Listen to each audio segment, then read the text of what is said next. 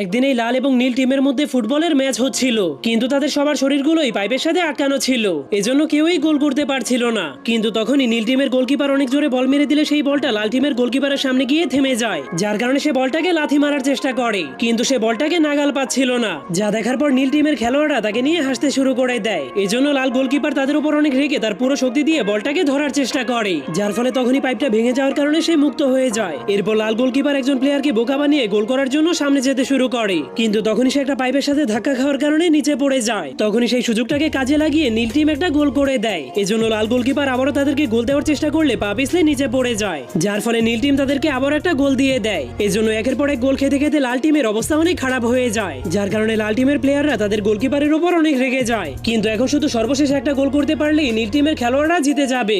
যা দেখার পর লাল গোলকিপার তার জায়গাতে গিয়ে জলদি করে তার পাইপটাকে লাগানোর চেষ্টা করে, কিন্তু তখনই নীল টিম বলটাকে আবারও অনেক জোরে একটা লাথি মেরে দেয়।